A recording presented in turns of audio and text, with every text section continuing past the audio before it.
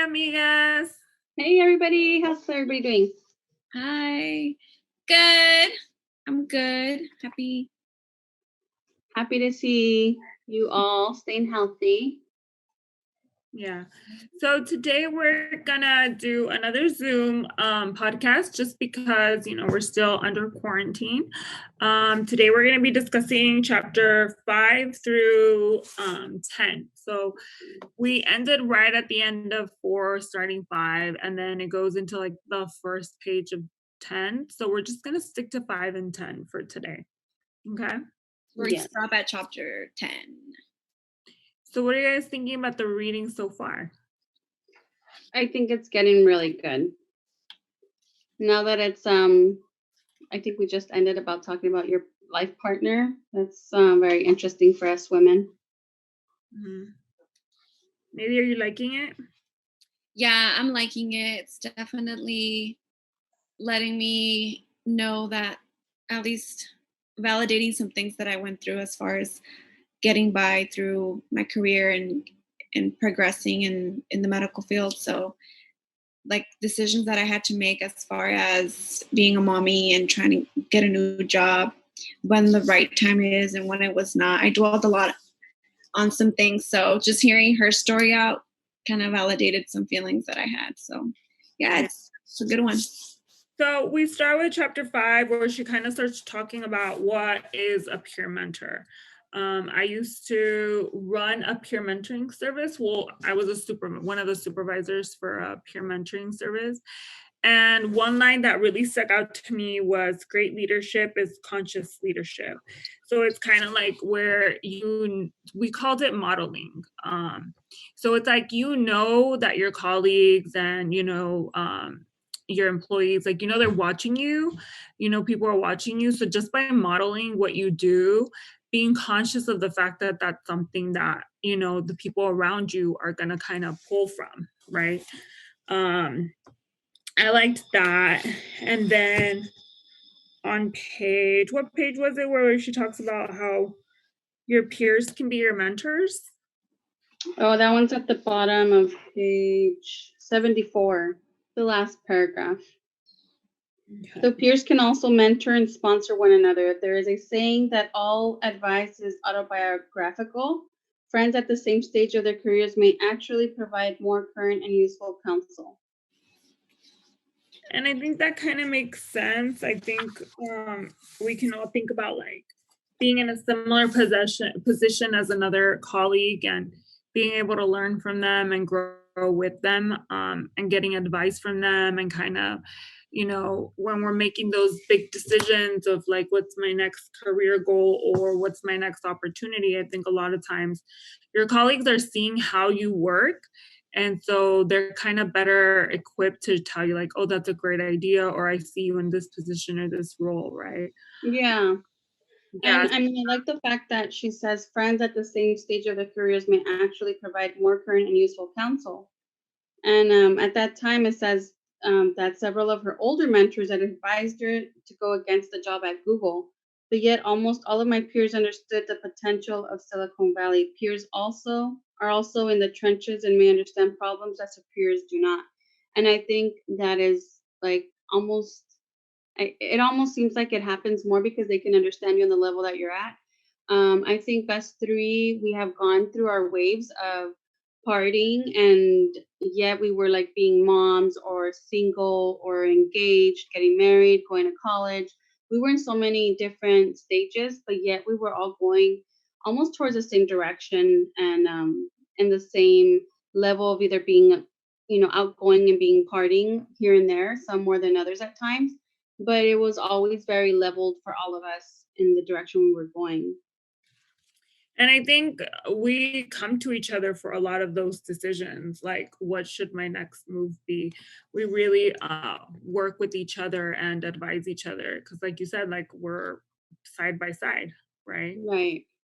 So I think peer mentoring is really important, because those are the people that get you because they're going through what you're going through. And, sometimes, our bosses, they can get to positions where they forget and they get comfortable. So that can be difficult. I mean, I've had some great mentors, and And it was just about really like observing them and, realizing that they inspired me by their actions and a lot of the things that they did. And, she mentions how sometimes, you can be mentored by someone and not realize it. She asks the girl that she felt she had been mentoring, who says, I've never had a mentor. And she asked her, well, what would you consider a mentor? And when she described the mentor, she was like, that's a therapist. And as a therapist, I was like, 100%. I've done both. I've been a mentor and now a therapist. I'm like, those two things are very different. Like, a mentor doesn't hold your hand step by step on how to do things, or, Right. or sit there with you for an hour to process what you're going through. Like, that is a therapist. So I Yeah. liked that example too. Yeah, I think I highlighted that part just because that story stood out to me.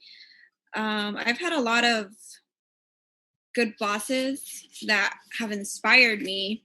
And in a way, I feel like some have been mentors because some have given me the opportunities, which that's what a mentor does, right? They want to see growth in you.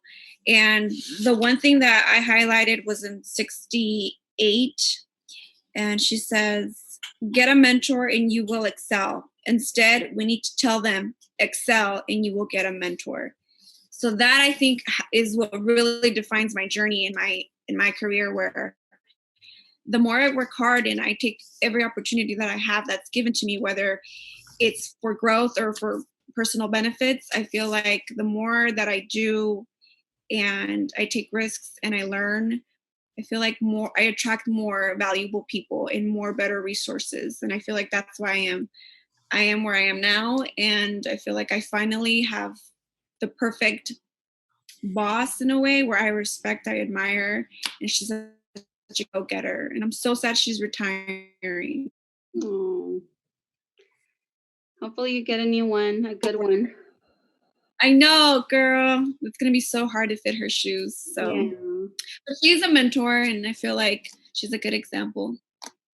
Yeah, and it's true what you said, because I feel like I've had like mentors come into my life where they guide me and they're like helping me like to make decisions, and they're really amazing people. I've had, the director of my old program. I've had, doctors and physical therapists that I work with, and not necessarily my bosses, but just people that have really guided me and helped me. And it's funny because a lot of them are like, yeah, I help you because I know you're going far because I can see your work. So Mhm. it's true, as you work and as you go for it, that's kind of how they just start popping up. Yeah. And well, it only goes follows along with our next chapter with good mentors, good communication. The next chapter is seek and speak your truth. And this chapter I really like this one a lot. As a logistics manager, I learned a lot from this one on learning how to communicate with, employees or my boss, or even it even takes it back to, at home. One highlight that I had done here was uh, I learned from, it's on page 79, the middle paragraph. It says, I learned from Fred that effective communication starts with the understanding that there is my point of view, which is my truth, and someone else's point of view, which is his truth. Rarely is there one absolute truth. So people who believe that they speak the truth are very silencing of others. So, I mean, you always got to be open to hear somebody else's opinion. Just because you think you're right doesn't mean the other person's opinion could be right as well, or could be wrong. I also like how she's so open about like feedback. Like, Right. I want to know how my leadership skills are affecting you, or what are the things that I don't do so well, and even identifying them, right? I think Yeah. for me, I work really well in a team where people are highly organized, and the reason why is because I'm not. So I voice that, and I get a lot of support from my team. It was just funny because recently at work, there was a lot of drama between one of the therapists and like front desk staff. And it's like, well, because if you don't hear criticism, if you don't hear them out, then it's not going to work, right? And with me, right away, I said, girls, I'm not organized. Like, I need help with this, and this, you know? And I think when you're open about that, you excel more, Yeah. right? The person that is organized is willing to help and just tackle that job. hmm Yeah. So I thought that was good too. Like, have you The guys ever had good a boss that you can't tell them? I did have one, but yeah, he was just stuck in his old ways. He was, well, is very old in the old-fashioned way, and he was stuck on that. He didn't want to adapt to the new things. And pretty much the way I learned how to do any type of work that he wanted me to learn was by just jumping on, taking over and learning by mistakes because he really didn't train. And if I ever asked anything, he just said, just ask. Ask the other person. Tell them to help you. Like on an email, if I had to do other stuff, and I'm just like, it doesn't look right. That I'm asking them. Like, I should know already, you know. And he'd be like, no, no, no, they'll help you. Ask them. And I'm just like, okay, that's not right. Yeah, or colleagues, right? Where you're like, I know that if I told you this, like you would get so much further, but you know they don't want to hear you, and you're just Yeah, like, they won't accept good feedback. Feedback like that. They'll just take it as criticism or judging them. mm-hmm. Yeah, you gotta be careful who you give your opinions to. And Yeah, that coming sucks. Like I hate working in those environments, you know? Yeah, coming from working in the restaurant industry for 7 years, I was a chef, and that's all like I work for. You know, to know if you like the dish, was it missing anything? You know, I want to make sure that you're enjoying the food.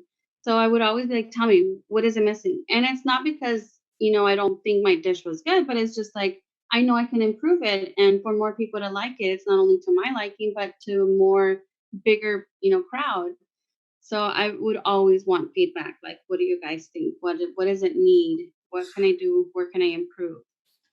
I Yeah. think for me, I had bosses that I couldn't ask help, and it was more of demonstrating a weakness more than having validation. Like I had to learn to say my work is good. I don't need nobody's feedback in a way.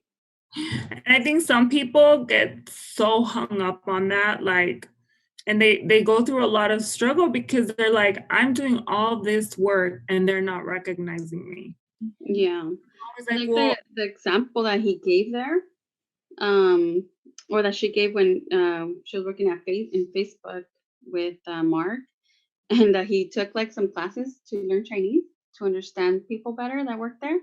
And there was one girl that really hardly spoke any English, and she was trying to say like, she was having issues with her manager or something, and that he just couldn't understand. He goes, simplify it better, simplify it. And she kept like shortening it. And in the end, she just said, my manager is bad, still in Chinese, but just like simple as that. And she wrote, if more people were this clear, the performance of many organizations would improve dramatically. And that's like straightforward, like some people would just be like, dang, like you're a bitch or something. yeah, yeah, definitely. But a lot of stuff gets lost. Like you're like, oh, well, I feel uncomfortable. Well, how the hell do you feel uncomfortable? Like, Yeah. you know? So talk about uncomfortable. Have any of you cried at work? Oh, that one was good too. Showing your emotions. Yeah. I'm not a crier. You guys know that. But I feel like the one thing that I've struggled with recently, and when I read this, it really hit me because, like, so she's talking about sharing your emotions builds deeper relationships on chapter 88.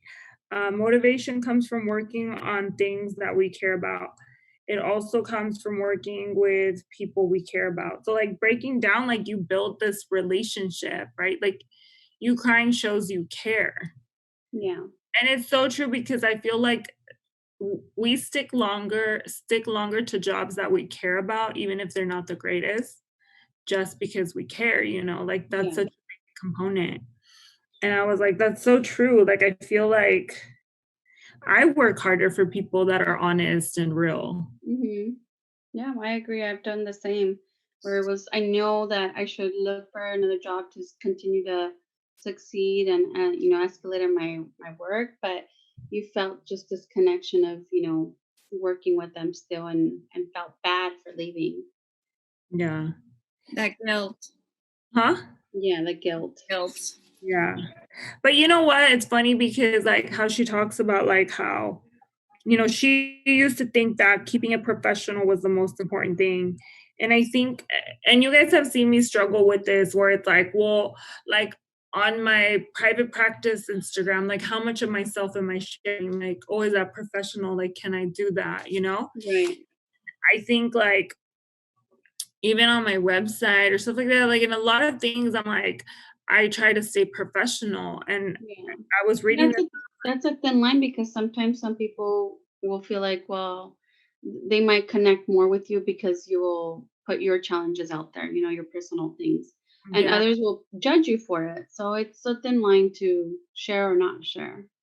And it's weird in my profession, it sucks because like when you're being trained, they teach you like the therapy isn't about you, it's about the other person. So it's not about sharing your story. And there are cases where you're supposed to, but there's like this like apprehension. Yeah. And but when like where it says like, an all business approach is not always good business. It has been an evolution, but I am now a true believer in bringing your whole selves to work. Like that's on page 89. I was like, that's so true. Like I'm not being my whole self, right? And that's what I teach my patients. So it's like, how do you tell people to do that, but then you don't do that? So Right. this one sunk with me because I think this whole year I've been kind of working on it. Yeah. I really liked it. Yeah, I've always tried to keep work and personal separate. I never really like sharing my Instagram, social media with anybody from work. I've always kept it separate. So it's always like iffy when people are like, "Oh, do you have an Instagram?" And I'm just like, sometimes I'll be like, "No, I don't really mess with that." And then sometimes I'm just like, yeah, but I don't really use it, so I don't go on it. It's true though, you don't really use it. So Yeah. But I mean, I don't like really mixing that up. Like, I don't know, that's me, like them knowing what I do on my weekends, getting drunk or whatever. Like, don't be judging me once I go in there on Monday. And it's funny because you guys know that I'm really cool with all my coworkers, but then it's like with like my clients, I'm like, be professional. And and it's like my patient, my like coworkers will be like, oh yeah, Jessica, da, da, da, Yeah. And I mean, as my patients get to know me more and more, I open up more. And I've had them say, like, I like you because you're professional, but you're not like, you don't make me feel less than, or you don't make me feel like you're above me. They're Oh, like, that's "You, awesome. like, I feel like in a good relationship when I'm talking to you. And I'm like, oh, Mhm. that's so sweet. But it's true. Their authentic self is very important. Yeah. So our chapter 7, don't leave before you leave. I think this chapter covers on taking opportunities and not to plan. This one, me and Jess, I think, had reached out to our friend Nadie, and we're like, 7 is all you. And we kind of text back and forth here and there, just talking about it. So I hope this one did. So the next chapter dives into don't leave before you leave. We talked about this while we were reading it. We were messaging each other. So Nadie, did this really, yeah, speak to you? God moment. You're back. I'm back. No, my Wi-Fi is fine. So chapter 7 was definitely something that I feel like I lived, and it validated a lot of the feelings that I felt planning my pregnancy and my leave and going through all sorts of things, because I had escalated in another position and I was pregnant. And believe it or not, it's like as a woman, you feel like you take a step back when you have a kid. And it's like, why do we have to feel like that? And not everybody gets the option of taking the time off. And I remember, thinking, okay, well, we have to plan our personal lives and our children around our work. And it's sad to say that unless you are obviously financially well, you have to worry about paying childcare. Right. And staying home was never an option for me because I was just thriving. I had so much to look forward to and growing and learning in my career that I'm like, I'm not going to be a stay-at-home mom. That I didn't want to. And then you look into childcare and it's just so expensive, and you really have to do the math whether it's worth it. Like, is your check going to give you extra, or is it just your check just going to be, for Paying a sitter. yeah. And so I see why, and I understand why mothers are at home. If you have two kids or more, a bigger family, it's like it's not worth it. It's not worth it. And sometimes, of course, there's moms that take that decision of, I'm gonna stay home because who else better than to take care of my kids than me, which Right. that's okay too. I have friends that do that. But yeah, I highlighted something in page 98. The birth of a child instantly changes how we define ourselves. Women become mothers, men become fathers, couples become parents. Our priorities shift in fundamental ways. Parenting may be the most rewarding experience, but it's also the hardest and most humbling. If there were a right way to raise kids, everyone would do it. Yeah. So Yeah. it's that balance, and unfortunately, making those decisions whether are you a mom, or do you stay home, or do you pursue your career? Can you afford a nanny? And it's just so much to juggle, but I stuck to it, and I said, you know what? And as you guys know, I am family planning. I want to get pregnant again, and that's something that I'm planning now. Where it's like, okay, well, JD's not going to be in private school no more. It's like I could afford that second baby, like for childcare, and I'm going to be making this much by then. It's just all this planning that has to be done. And you guys know me. I overthink everything. I overanalyze everything. Like, there's a plan for everything. And she talks about how when she was pregnant, she didn't even plan with her husband like daycare and any of that stuff until She started freaking out. yeah, she had an interview with somebody, and I was already like, before even trying to get pregnant, I was like, okay, I had my mom quit her job to watch my child. So it's, I really was like that mom that overanalyzed everything, and I had to have a plan. And now everybody asks me, oh, because I took 6 months off when I had my daughter. I had the luxury to do that. And everyone asked me, so, oh, you're going to take 6 months, and oh, how nice. And honestly, if I am to get pregnant, I would not take the 6 months because I just miss being at work. And I can't do that mom life because it's actually harder being home. It's harder to be a stay-home mom because you don't socialize. Your coworkers are your kids. In that position, like, you're here all day. Like, it's a nonstop. You don't get a break. Right. Versus when you go to your job, it's 8 hours. And even then, you still get your lunch break. You get your hour. Alone time, yeah. Yeah, and you get the interaction with other people. So it's not the same. So kudos to those moms that, did put up a positive career. They put their kids first. She talks about that down the line, and she talks about how if you are going to be a stay-at-home mom, like, dads need to realize that's a job. So when they get home, they still need to take over and help, because it talks about how men get a break because they get to be around adults and they get to get work, Yes. What I liked, since you talked about the child's care, this one I was like, yes, girl, it's so true. She says on page 102, she says, professional women need to measure the cost of childcare against their future salary rather than their current salary. Mm-hmm. And it's true, because usually you want to get pregnant and have kids around the same time that your career is starting. Yeah. Right? So you're comparing it to starting pay instead of like my cap, right? Mm-hmm. So that's so true, because if you just invest 3 years in childcare and in 3 years your salary goes up a substantial amount, it's like it's an investment. It's unfortunate that it happens at the same time, with clocks ticking and women having a deadline to have babies.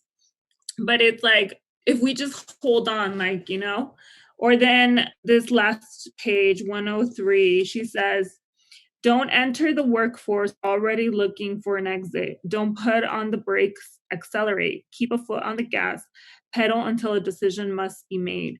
And it's true because like going back to Navy, right? Like she'll plan like, well, I can't, even when we were planning our vacation, she's like, well, I can't have vacation in October because I'm going to be having a baby that month. And I'm like, girl, you're not even pregnant. Like, but according to her, she's going to be popping that month. Oh, throwing Halloween birthday parties. I'm like, the child's not born, you're not pregnant, and you're already throwing Halloween parties. I'm like, girl, like, I would love an October baby, okay? If I'm just throwing it out there, I'm manifesting it. You never know. But it's like she says, like, she's like, you already planned like all this stuff. She's like, she asked one of the girls, are you pregnant?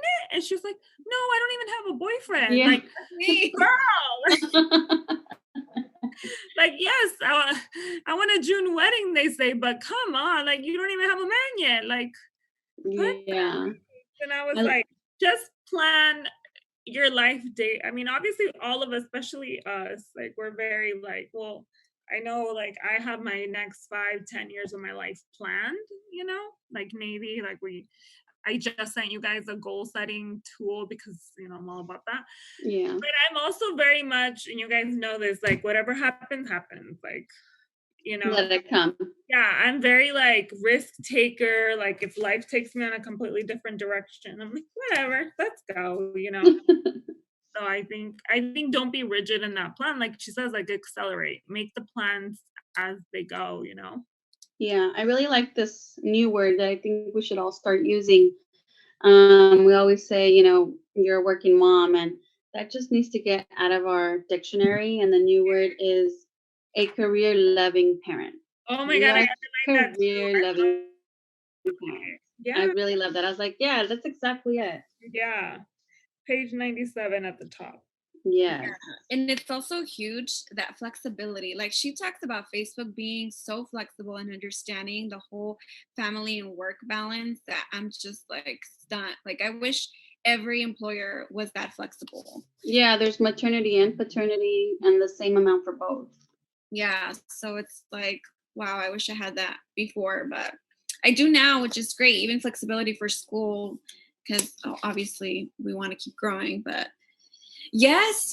So that this chapter was on me. So I was reading it and I'm like, oh God, like it's true. That's you have to make all these decisions. And I always, the guilt mom too comes out where you know, you're like, should I be home? Should I be staying home with my child? Being that mom. But it's like, that's not me. I don't want to be. But it's like she said, like, if it was easy, if we all knew how to do it right, like everyone would do it. Like you're not, and we'll talk about that in the what chapter? The last chapter, right? Like not having it all. Yes. Yeah. So let's talk about chapter 8. I think this one we all popped up on Vero. Mm-hmm. Yes. That one, I can resonate with that one a lot. This one is Make Your Partner a Real Partner, chapter 8. I always give props to you and Albert because I see it. I think we were both lucky. But I mean, I really think that you did make him a partner. Yeah, I think so. Like, I mean, we'd be like, who's gonna watch them? Their father? He has to do it. And I was like, I wish I could say that about my son's dad. Like, oh, he has to. He'll figure it out. I mean, it was always like all the time. 50, I'm like 50, you know, it was always 50-50. So, I mean, I'm glad that he was always open to it, and he always, you know, was just like okay with it as well. So I'm very happy that he is on board with all of that. We talked about a lot of, you know, the same amount of me taking care of the kids, then he does it too. And okay, so yeah, you know, the roles have switched recently with, you know, having different schedules. And I would always start a little bit earlier and get off later. So he would be leaving the house later and coming home earlier. So he would beat me. And of course, I was always dropping off the kids because they were closer to my sitter. I mean, to my work, the sitter was. So it was just beneficial that I always picked up the kids. So, I mean, if he waited till I got home, dinner would not be served until probably 8 at night. So he saw it that it was like, okay, teamwork, let's defrost the food the night before and you get it going. When I get there, then I'll help you. And it just kind of started getting into a rhythm like that of just taking over. And then little by little, now he just does the meals without even asking me and tries new recipes. And I love that. And we found out that he has like a little inner chef in him. Like his food is really good. And he even said it's like, dang, my food is good. But here and there he'll throw it in my face, like, yeah, cuando me cocinabas antes. But I really like this chapter. It's so good of the type of partner that women should look for. Don't have to settle for, the ones that you think that's all there is. Like, no, there is these men out there. And in one of the sentences on 110 on the top paragraph is, I truly believe that the single most important career decision that a woman makes is whether she will have a life partner and who that partner is. And I mean, we always want our Prince Charming since we were little girls, but as you get older, you start seeing that it's like, no, I really need a partner, not just somebody que me va a mantener, It's somebody that's really going to do not 50-50, but 100 and 100. Like we both are going to do it. Like all of us are working moms. So, I mean, we want to all work and we want to also both be the same in the house, with housework. Yeah, I think so. This is the one where I posted about Scott. Yeah. The funny thing is, I can cook, I can clean, I can do everything. But in my house, like I live with other women and they all jump in.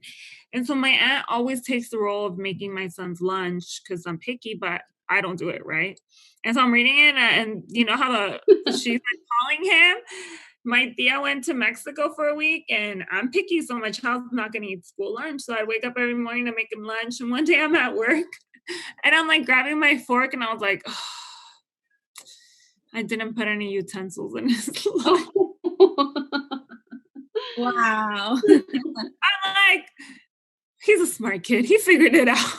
But I was like, no, I need a Scott. Like, I can do it. And that's the thing. Like, I can do all the work and we can all do the work. It's just like, I'm just the type of person that like I said, I'm not organized. So I need that partner. And I think, that section really stood out to me because I have dated a lot, like you guys know, right? And people will be like, Jessica, you're just too picky. You're too picky. And I'm like, no, dude, like this is someone you gotta sign up for. Like, this is gonna affect my career, my family, my life. Like, it can't, like, I wouldn't work well with someone that wouldn't do 50-50, 100-100, because they, it's happened. They go crazy with me and then I have to break up with them. So it's like, Yeah. I read this part that really thought about you, Jess, on a friend, I think it was, that she would date and then she would put a test to them to see oh yeah, I love if she her. would make it to the next level. I'm gonna do And that. that is so smart because she ended up finding like the perfect match that now works with her in whatever she's going through in her career, of traveling or anything like that. I was like, that is so smart to put a test to see if you're going on the next level. And I was like, you see? She's like, he exists. And I was like, you see? Can people stop telling me I'm picky? Let me be. I'm gonna find me a Scott.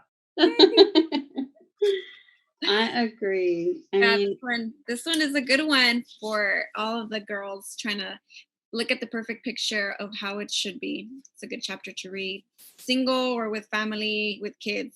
Like me, for myself, you guys know that's been kind of something that's been my struggle, which is having my husband lean in a little bit more into the house and him knowing how to balance work and obviously family because of his business. But it's a work in progress, and little by little we'll get there. It's hard. And you have seen progress, And this gotten some days of picking her up.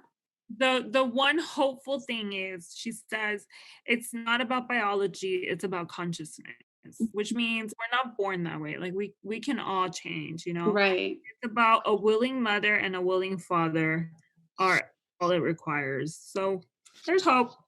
We're all gonna Yeah. fight. And I mean, in the end, like, I think this one couple that she wasn't sure if to take on the next position, and she said, you should, just talk to your husband. He's gonna have to change his schedule, and Yeah. he did. And in the end, um, the dad, he was even more happy that now he had this time alone with the boys, that he didn't really even have or think about, like that time alone of just taking over and being that father and doing everything that the mom was doing before. So I mean, I think it's a wake up call also to the dads that are not doing it yet, and when they do start, it's like, wow, this actually is fun. Like, for instance, like Albert, he didn't cook before, and after he started diving into it, it's like he loves cooking now, and he does these recipes, and he Right. got himself a flat griddle. Like, he cooks outside now. Little by little, and for George as well, like now he doesn't take Sundays for granted. Like he'll be here even if it's doing the dumbest things to be with JD, like playing with her. But it's the little things where he's like, Sundays, and he tells her, Sundays, mama, like Sundays is our day. So Yeah. like, okay, at least you guys have that. So little by little, it's progress. Yeah, I think she talks about that too, how we never think about like how men are kind of expected to work like all these crazy hours, and like they don't, Providers. yeah, they're the sole providers. They never get like that you know what, if you want to take time to go home, like no one says that, like, so Yeah. that's shitty too. Well, I think it's true. Like you really have to make your partner, like, and I feel like I've done that. I've tried to mold, I guess mold might not be the right word, but I tried to kind of just point things out to George, which is like, hey babe, like just pick up after yourself, or and I think we've had discussions where like I clean and JD's like, well, dad doesn't clean, so things like that, where it's like, now he's starting to clean, even if it's just kind of show his daughter like he's around and he's helping out. Yeah. And that's perfect, because it's like she says later on, like you're showing your daughters, like you're showing your sons, like, Break, new generation. We got to break the old ways, because obviously Yes. we get stuck in this traditional old ways. all Yeah. right, let's go into the real like eye opener, right? The myth that you can have it all. Having it all and doing it all. And it doesn't exist. I'm glad she clarified that here. Yeah. Because we all think like you're not being a good parent or a good wife, a good friend, because you don't have it all. And it's like, hello, nobody has it all. We don't have it all together. None of us do. It's something that doesn't exist. So why even try to meet up to those standards when they don't exist? Yeah. Yeah, and it's understanding that you're gonna like slack in some areas, but we're really strong in others. Right. And I think like really working to get to a place where we're happy more than that we're having it all. Mm-hmm. At least for me, I think like that's the big thing. Like I'm always working on a project. However, I don't live in a life where I'm gonna be happy when that project is accomplished. Like I'm happy now. Like I'm happy doing the work. I'm happy with all my mistakes, and Yeah, but you want more. yeah, I'm always It working. doesn't end there. Yeah, and I think a lot of times we're always trying to get it all because we think we're gonna get to a point where we have it all and we can do it all, and Mm-hmm. you're not, and that's okay. I think what's helped me, which we all have a lot on our plate. Jess, you got your business, you work full time, we all work full time. I am going to school. And I feel like when reading this chapter, I really took a moment to kind of feel like, how do I do it all? Because I feel like I do it all. I really feel like I thought of you. Like I feel like Yeah. I say You. I was like, I have a team, and Vero has a team, and then I thought of you, and I was like, oh, maybe does it all. She does do it all. Yeah, and that's what I'm trying to say. It's like, okay, I really do it all. Like, what does she mean by that? But it's because I really take, again, I plan ahead. I really take my days and I really just narrow it down to what's going to get done. And if it's just one or two things, I'm going to do it right. And I'm going to accomplish that. So I know at least at the end of the day, I did it, but I did my little one thing on my list or two things on the list, not everything. Yeah. Of course, one is my child, make sure I'm there, and then balance just one more thing that's on my list and just conquer it every day. So I feel like that's helped me. So at the end of the day, I'm like, I did it. I did my two things. I juggled it all. Or so, and I know now not to put so much on my plate as for a daily thing to do, because then that's, where it gets kind of like crazy. So I think that what you could do and limit yourself, prioritizing what's important and really doing that one thing that's on your list. I think that's how I do it, guys. Yeah, and that stands out with the poster that she says is hung like at the Facebook company. And it's done is better than perfect. And that just speaks a lot. I mean, like Nadie says, she got it done. It didn't have to be perfect, but she got it done. And I think also this idea where, like she says, like, okay, like if you ever go on Instagram, right? That's the one place where you're like, shit, right? You have this mom that's like posting and, she's baking, she's working out, she's doing these mommy games, she's going to work, and you're just like, girl, when the hell did you have time for all of that? And I think that's when we think of having it all, doing it all, I think that's the thought, right? Like, did I get my workout in? And I'm very guilty of making very long to-do lists. So I'm like what you just said right now is so true. Like, see, every day. Even my daughter, she knows, Mom, what's our list today? What are you? And she actually made me put, Mom, put on your list, play with me. Oh, that's my call, play with you. I heard that before, where like a little girl took her dad's calendar and she was like, okay, let me see. And then she put herself in the calendar and he's like, dude, that was perfect. Like, you're in the calendar, like you're set. I'm not gonna oh, that's so cute. Yeah. But it's true. Like, I make very long to-do lists and then I get bummed when I don't accomplish everything. But yeah, maybe two or three things a day. So do you guys remember when we read, we don't watch, we read, right, girl? Girl, wash your face. So this part on page 127 on my book, it says, and the only thing worse than everyone knowing that I was not sticking to my original commitment was that I knew it too. I was letting myself down. Do you guys remember that chapter? Yeah. Where she would like keep your promises to yourself? Yes. I've been cutting my list a little shorter. I'll cut it shorter, but. Yeah, you should. It feels way better. Like, I had all these lists, mira. Laundry's not going to get done tonight. So, okay, tomorrow we'll continue, and it's like, I'm not going to be able to finish all my homework today for school. Okay, tomorrow I'll continue. Like, so things like that were like tomorrow, that part, what I do though? I don't throw away the to-do list. So they're everywhere because, they're Post-its, right? But I'll be like, let me look at this. Oh, I finally finished. Oh my God.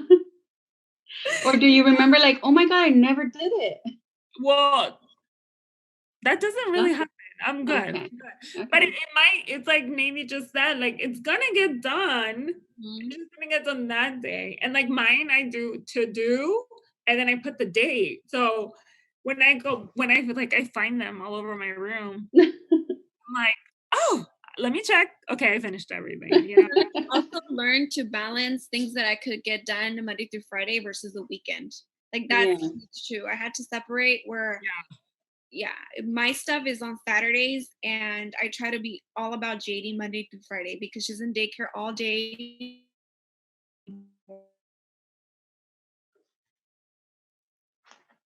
Place. It's our routine. Okay, go back, do it again. She's in daycare Monday through Friday. Yeah, so she's in daycare Monday through Friday. So what I try to do is I try to make Monday through Friday after daycare a routine where, she's home and she's at ease and I'm more about her Monday through Friday, bedtime story and let's shower and because weekends it's crazy. Yeah. All right. So do you guys ever deal with moms that are super involved with their kids and you're not? Yes. So Michael's school, right? You guys know I have him in a very small private school. Dude, those moms, like, They bake everything. Luckily, I'm on a group text with them, and I'm like, you guys know I'm bad at calendars, and they'll be like, Jessica, did you do this already? We have to do this. We have volunteer hours. We have sales. I'm like, because at my kids' school, No, we have to do all of that. We have to do volunteer work. We have to do sales. We have to do. We have our bake sales. We have, and it's like, well, it's eighth grade's turn, and you haven't signed up, and I'm like, oh my God. At Miranda's school, there's one mom who her daughter matches from the bow to the jacket, and they wear uniform to the shoes. And I'm just like, how much can you like switch up the style, you know? And I was telling one of my coworkers, she actually just recently has started working right there with us. But I told her, I was like, you know, this little girl, she always looks so cute. And it's just like, how do you like, is she like daily buying the shoes to match with the jacket and the bow? Because her stuff never repeats. Like she always has something going on. And Miranda will be like, Mom, look at her shoes and look at that. And I'm just like, oh man. And I was telling my coworker, and she goes, I'm gonna help you have her a little bit more dressed up then. You know, especially for like Valentine's Day and St. Patrick's, like we'll go all out. We're gonna beat her, Vero. And I'm like, okay. And you know what? She's been an angel. She helps me out so much. She has like made little moñitos for her and to match with her shoes. And it's just been so cute that I'm like, you know, She doesn't have to. She doesn't have to. yeah, I was like, this is so, she loves it, you know? And I'm trying to be that mom. I'm trying to be that mom that puts their kid in their school clothes the night before. Did you guys do that? Where I'm like, that's a good idea. yeah. I just thought of like, well, maybe the shirt will be a little wrinkled. But it's funny because, you know, people that aren't parents, it's like she said, when I heard that I wasn't a mom yet, Mm-hmm. right? And it's true. Like when people aren't moms, they're like, well, when I'm a mom, I'm not going to do that. Or when I'm a mom. Like, no, girl, when you're a mom and you read that, you thought, maybe I need to try it. Yeah. Yes. So this is our second one for Lean In. We'll probably do one more, right, girl? Yes. I Hopefully, think we'll have like 2 more weeks of reading. no Zoom, in person. Hopefully, this is all. Yes. We're hoping that the time of Rona is almost out. Yes. Hopefully we can do our last podcast together because I miss you girls. I know. I miss all of you.